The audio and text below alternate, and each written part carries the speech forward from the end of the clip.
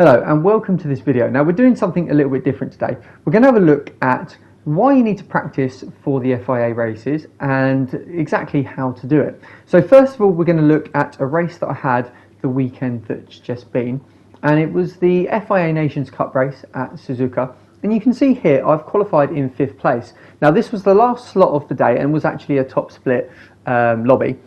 And 5th place in a top split lobby, even if it is at the end of the day, is a pretty good result for me.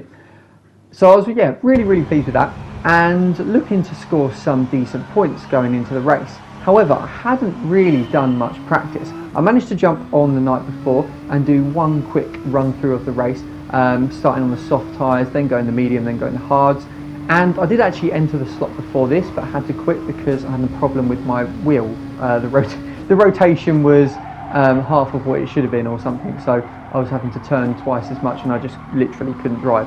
So this is my first FIA race of the evening, and yeah, we haven't really had a chance to warm up into it. Qualifying's obviously gone really well and we want to look to score some decent points, but starting in 5th, we think that at that point it's probably going to be better to start on the medium tyres and then look to use the soft tyres later on in the race. The soft, mediums and hards are all required for this one. So you can see here as we cross the line to finish lap 1, the 4 cars up ahead are clearly on the soft tyres and they've pulled a gap, and then we've got 3 cars very close behind us. You can see in the mirror the guy just behind us, he's not going for the move, he just wants to sit in my slipstream and try to save himself a bit of fuel. So that's another thing we were trying to do in this race, is the fuel was a bit sketchy, so you could either try and save the fuel or maybe do a splash and dash in the pits.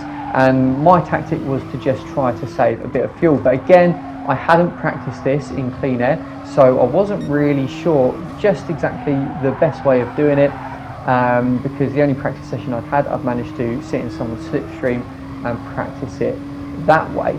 So as we come across the line then to complete lap 2, you can see my lap time, and I know from a daily race previously a couple of weeks ago that on medium tyres on full fuel in this car we should be in the low 59, so we're not really anywhere near that at the moment, so I know my pace is not particularly good, but the fuel meter is showing that we do need to save a bit more fuel, so I'm kind of not really particularly sure what to do at this point, and it's really affecting my ability to get into any kind of rhythm. So this just shows how important it is to practice with the compounded tyre that you're going to start the race on with a full tank of fuel, because if you're not used to it at the start of the race, you're not going to be driving particularly quick. And you can see here we are now under quite a lot of pressure from the cars behind, and as we come out of Degan 2 then we get some wheel spin, and unfortunately that's going to enable all 3 cars that were close behind to get past us. So I know 2 of those cars are on the medium tyres like I am, and it turns out one of those cars was on the soft tyre. But then jumping forwards again to the end of lap number 5, and we take a bit too much curb on the entry. You can obviously cut that left-hand curb through the final chicane quite a lot, but that gives us a 1.5 second penalty, which is going to be very annoying for the rest of the race. We serve that on the next lap, and you can see here just how much time we lose to those cars in front. We then drop another position down to 9th place, and at this point it's really not looking very good going into the rest of the race. So we take our pit stop on the end of lap 6 then, and come out of the pits in 10th place, just ahead of Digit there, but we're on the soft tyres, so we start to pull a bit of a gap over Digit, and we're kind of just in a bit of a no man's land really at this point, just trying to save fuel as best we can, although not doing it particularly effectively and losing time while doing it. And as our tyres start to fade, we get caught by the Frenchman who we'd managed to undercut in the pit stop, and he passes us down the back straight. And then again, once again in no man's land, just trying to save the fuel as best we can, right up until the second to last lap where we make our pit stop to the hard tyres. So we did manage to save enough fuel to not need to put any more in the car, and we come out of the pits in 11th place then, just ahead of the German who we were very close with at the start of the race. and we do have to, well, we do have a little bit of a battle with him going into spoon, and we give him room on the inside and he just kind of nudges us off, but he realises that he was in the wrong and lets us through. It's a very good sportsmanship from him, and then we crossed the line in 11th place. So there was a lot of potential from this race, and just where I hadn't had the time to put in the practice on the different tyre compounds and have a play around with the strategy, we just kind of got it a bit wrong and we lost out on a good opportunity. So now what we're going to do is have a look at how to prepare for an FIA race, practice the strategy and give yourself the best opportunity to score some good points. Okay, so we're going to go into sport mode then, and we use the manufacturer series next round as an example. So first thing we're going to want to do is go into the race details section and just have a look at the tyre wear and the fuel consumption that you'll be using during the race, and then have a look at the maximum tyre rating and the minimum tyre rating. So you can see here it's soft and hard.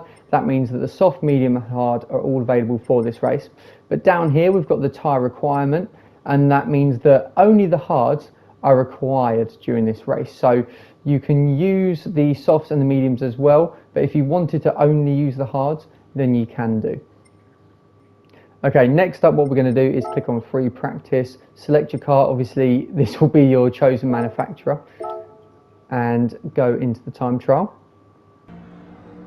Then we're going to have a look at the top 10 times. So quite often one of these top 10 may be your manufacturer, and then you can have a look at their watch their lap and see where they are braking, where they're accelerating, what gear they're using for each corner. Obviously in the Nations Cup as well, this top 10 leaderboard will give you an idea of what car everyone is planning to use, and again you can have a look at where they are braking and what gear they're using for each corner as well, and any other general driving tips. So you don't want to spend too long on the time trial, you basically just want to use it to get up to speed on the track and car combination. What you might want to do is use a ghost car. So if you go on the ranking board, select someone's ghost. So normally I will pick whoever's in the same car as me. Once you're satisfied that you're up to speed and you've set a decent lap on the time trial, you want to come out of the time trial and go to the lobby section. And this is where we're going to practice qualifying and practice the race itself. So the first thing to do is search for the track that we're going to be racing at. And then you'll see here there's a number of lobbies with the manufacturer's cut practice already open. What I recommend doing is going down to the driver rating and sportsmanship rating and select your rating. So obviously I'm A+ and sportsmanship rating as S, and see what turns up. So nothing's there, so then what I'll do is do driver rating A and see if anything turns up. Again, nothing. B, and we finally have some lobbies. Okay, so from there we can see this lobby is 12 out of 16, so let's join this one. Okay, so now we are in the lobby. What we want to do is go and click on race settings in the top left hand corner, and this will bring up all the settings of the lobby. So we just want to make sure that this is correct and that they are the right settings for the race that we're practicing for. And then what we can do is click on save settings up there in the top right hand corner and save them to our settings. And what this enables us to do is then create our own lobby with those saved settings later on if we want to. So to create your own room, all you need to do is go into create new room. You can load settings if you already have them saved.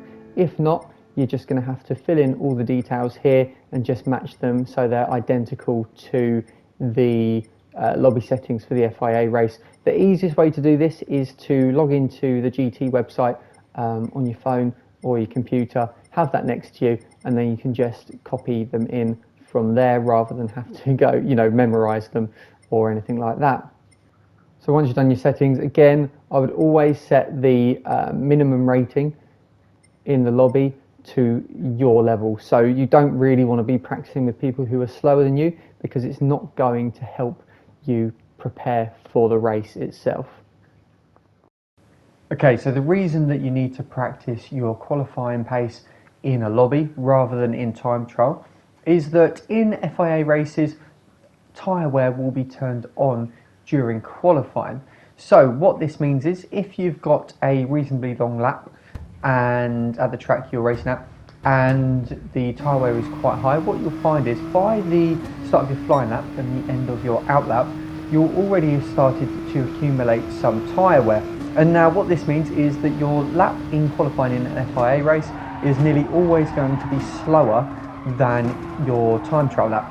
And if you try to brake at the same point that you would in time trial, you'll end up just running a bit deep. As you can see, Steve up ahead here does himself, and you'll lose out. So very, very important, because generally at the moment with the 5-minute sessions, you're only going to be able to get one shot at qualifying. So you don't want to mess up that one attempt. You really want to practice and make sure that you're able to nail that one lap if possible. In terms of practicing for the race, I would make sure that you do a race starting on each of the different tyre compounds available. That way you're going to be up to speed with how each compound feels with a full fuel tank, and you won't have any surprises when you start the race if you're starting on a tyre that you're not familiar with, as I did in the one that we saw earlier.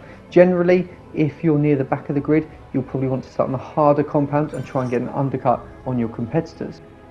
You also need to make sure you know how many laps each tyre can last before you need to pit, how long you're going to spend in the pit lane, so the amount of pit lane loss and where that will place you on the track once you come out of the pits, and also whether or not you need to save fuel and just exactly how to do that the most efficiently in the particular car that you're in.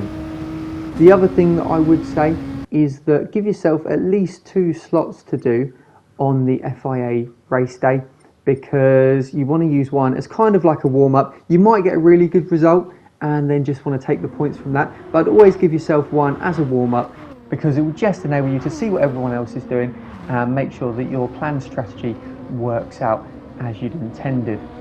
So I hope you found this video helpful. If you have, then give it a like and consider subscribing if you want to see more. If you've got any questions, then obviously post them below, and I will see you again in the next one.